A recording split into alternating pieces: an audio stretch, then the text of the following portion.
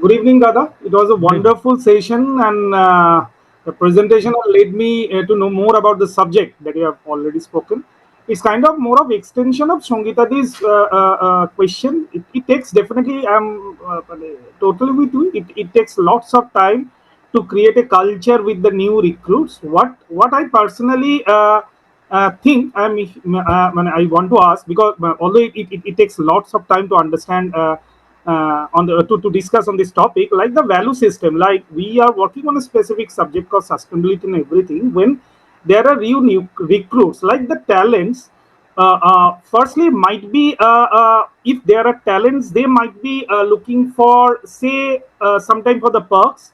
And even after that, if they are taking they are being part of the startups or the MSMEs, what I have generally found, I'm sharing my experience only, they take it as a learning phase, like for working for 1 or 2 years, and with a very good note they sometimes leave. So like we as a startup and MSMEs, like in the industrial phase when we used to work, all the HRs for the bigger industries, they are all connected. Person A were moving from organization one, organization B, they all were connected.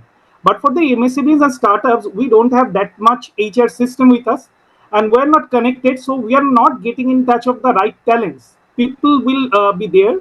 People will definitely go because everybody has their own aspirations.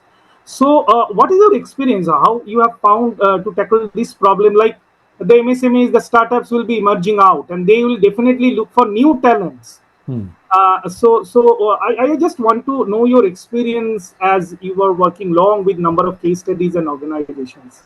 Hmm.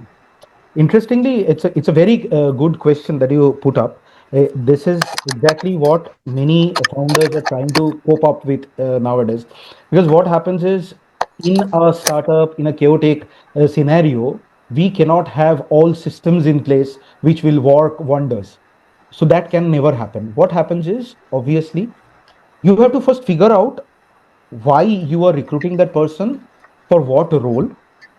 Generally what happens is we tend to create a generalized JD and try to send it across to our network and try to get some referrals out of it. This is in general a typical cases we follow when we do not have laid down HR policies or HR management systems, which, or maybe HR advisors which work with us.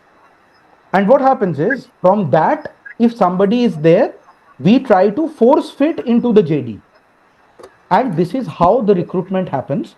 And maybe 3 months down the line you realize that this was not the right fit, and again you are sending the same JD across to figure out what will happen if another person can come in, and perhaps what learning you have with this particular person, you will say that these are the have nots, and then you will send it across. This is how it happens.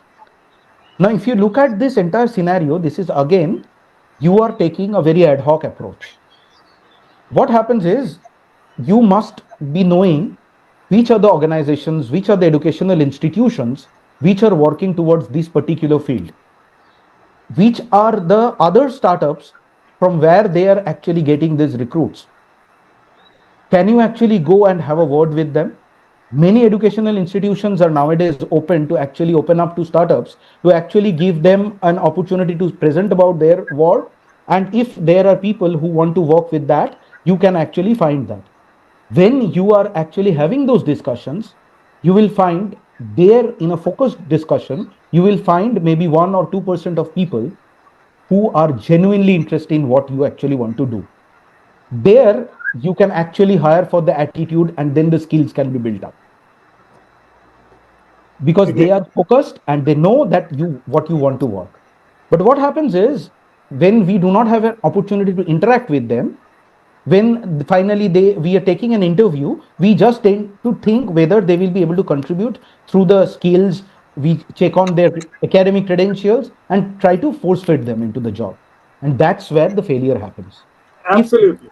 if we can actually map that, we can hire for that attitude. There are people who might want to leave a Google job and join you just because you had actually been able to nurture that attitude. But what happens is, if that person is now leaving the job, and you also think, okay, he has left, so I have to actually nurture him in such a way, and you start treating him so special that your other employees start feeling negative about it, then Absolutely. it's a negative situation. He had taken a personal choice to join you. Definitely, he had done a sacrifice. What you can do is, can you create a pathway which makes him towards that leadership journey which he had left in Google? And he can proudly say that my decision of leaving Google was not there. That is what you have to become. If you can become and you can attract that, then you do not have to do this firefight. Thank you.